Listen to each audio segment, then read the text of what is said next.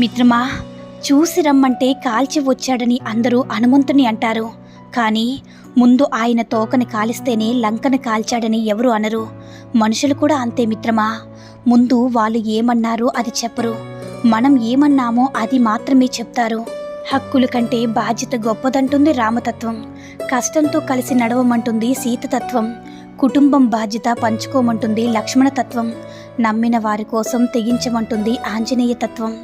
మిత్రమా, భయం నీకు పిరికితనాన్ని నేర్పితే ధైర్యం నీకు గెలవడం నేర్పుతుంది.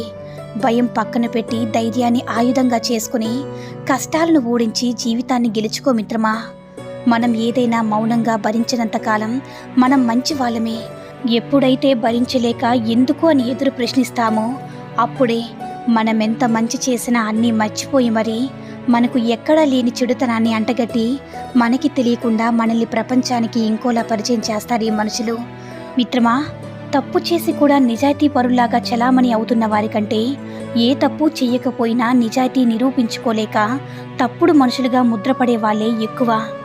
రాత్రంతా ఆలోచనలతో నీ జీవితం ఎటుపోతుందని బాధపడతాం. పగలంతా బాధ్యతలతో ఎటుపోతున్నామో తెలియకుండా పరిగెడతాం మిత్రమా.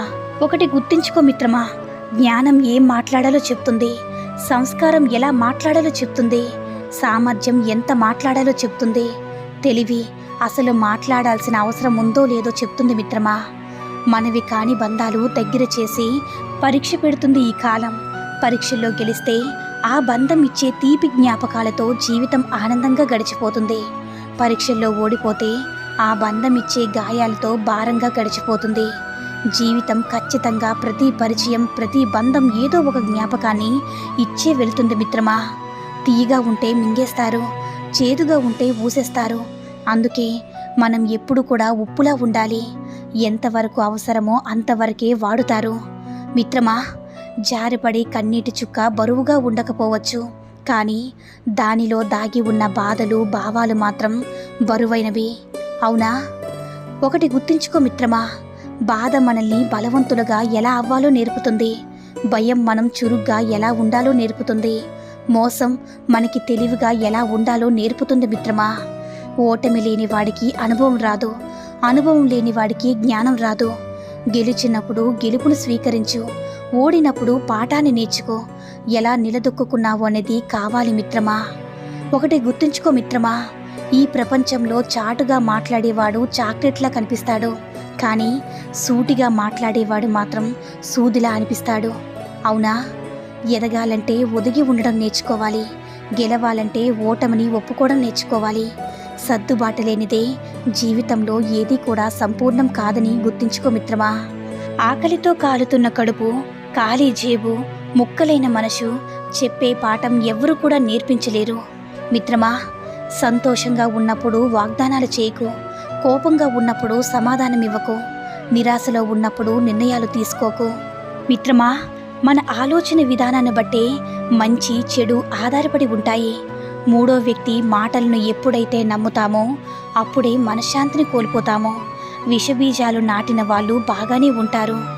అనుభవం నేర్పిన పాఠాలకు విలువ ఎక్కువ, ఆచరిస్తూ చెప్పే మాటలకు ఆదరణ ఎక్కువ, ఇష్టంతో చేసే పనులకు విజయాలు ఎక్కువ, ఎదుటి వారిలో మంచిని చూసే మనసుకు ప్రశాంతత ఎక్కువ.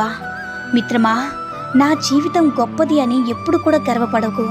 మనిషి జీవితంలో అదృష్టం అనేది ఎంతకాలం ఉంటుందో చెప్పలేము, కానీ జీవితంలో ఏదో ఒక రోజు చావాలా బ్రతకాలనే పరిస్థితి మాత్రం ఖచ్చితంగా వస్తుంది. ఆ రోజున నువ్వు పడిన కష్టాలు నీకు జీవితాంతం గుర్తుండిపోయేలా చేస్తాయి. ఏకాంతాన్ని ఇష్టపడు, అది నీ ఒంటరితనాన్ని దూరం చేస్తుంది. కాలంతో స్నేహం చెయ్యు, ప్రతి క్షణం నీకు తోడుగా ఉంటుంది. భవిష్యత్తుకు ప్రేమను పంచు, నీ జీవిత ప్రయాణానికి గమ్యం చూపిస్తుంది. తండ్రి అంటాడు కొడుకుతో, కన్నా జాగ్రత్తగా నడువు అని. కొడుకు ఇలా అంటాడు, నాన్న ముందు నువ్వు జాగ్రత్తగా నడువు అని, ఎందుకంటే నేను నడిచేది నీ అడుగు జాడల్లోనే కదా అని. నిన్న గురించి భయపడేవాడు నేడు పోరాడలేడు, నేడు పోరాడలేనివాడు రేపు గెలవలేడు. గెలుపు కావాలనుకుంటే భయం వదిలేయాలి, భయం పోవాలంటే పోరాడే తీరాలి. భయపడుతూ చేసే పోరాటం ఓటమి పాలవుతుంది. భయం వదిలి పోరాడితే విజయమే నీ సొంతమవుతుంది మిత్రమా. ఏ మనిషి కూడా పుట్టుకతో శత్రువున్నో మిత్రున్నో వెంట తెచ్చుకోడు. వారి మాట తీరు, ప్రవర్తనే మంచో చెడు నిర్ణయిస్తుంది. మిత్రమా, మనం కోపంతో మనం మాట్లాడకపోతే మనకి ఎందుకులే అని వదిలేకుండా బెదిరించో, బుజ్జగించో, గొడవ పడైనా సరే మనతో మాట్లాడాలి అనుకునే వాళ్ళు దొరకాలంటే చాలా అదృష్టం ఉండాలి. మనిషికి మనిషి దూరం ఎంతంటే మనసులో ప్రేమ ఉంటే అనువంత. అదే లేని రోజు భూమికి ఆకాశానికి ఉన్నంత. ఒకటి గుర్తుంచుకో మిత్రమా, నీకు కష్టమనిపించే నీ ఉద్యోగం ఒక నిరుద్యోగికి జీవితకాల స్వప్నం. నీకు విసుగు తెప్పించే నీ పిల్లలు పిల్లలు లేని దంపతులకి మధుర స్వప్నం. నీకు లభించిన ఇల్లు చిన్నదైనా నీడలేని వారికి అద్భుత స్వప్నం. నీ వద్ద గల చిరు సంపాదన చిల్లుగవ్వ కూడా లేని వారికి ఊరట్నిచ్చే స్వప్నం. ఆరోగ్యవంతమైన నీ జీవితం రోగికి అమృత తుల్యమైన స్వప్నం. నీ ముఖంపై చిరునవ్వు విషాదగ్రస్తులకు దివ్యమైన స్వప్నం. అవునా? చాలా ఎక్కువగా ఎవరిని నమ్మరాదు మిత్రమా, చాలా ఎక్కువగా ఎవరిని ప్రేమించరాదు, చాలా ఎక్కువగా ఎవరి మీద ఆశ పెట్టుకోకూడదు. ఎందుకంటే ఈ చాలా ఎక్కువ అనే మాట మిమ్మల్ని ఇంకా ఎక్కువగా బాధ పెట్టవచ్చు మిత్రమా. మీ భార్య ముందు ఎప్పుడూ కూడా ఈ 3 పనులు చేయకండి. 1, మీకు ఎంత బాధ కలిగినా మీ భార్య ముందు మాత్రం ఎప్పుడూ కన్నీళ్లు రానివ్వద్దు. ఇక 2, మీ భార్య కుటుంబ సభ్యుల గురించి చెడుగా మాత్రం ఎప్పుడూ మాట్లాడకండి. 3, మీ సంపాదన గురించి పూర్తి వివరాలను మాత్రం మీ భార్యకి ఎప్పుడు కూడా చెప్పకండి. ఈ సూత్తుల్లో ఏ సూత్తి నచ్చిందో కామెంట్ చేయండి. ఈ వీడియో కనుక నచ్చినట్లయితే మరిన్ని వీడియోస్ కోసం మన ఛానల్ని సబ్స్క్రైబ్ చేసుకుని మాకు మరింతగా సపోర్ట్ చేయండి. ధన్యవాదాలు.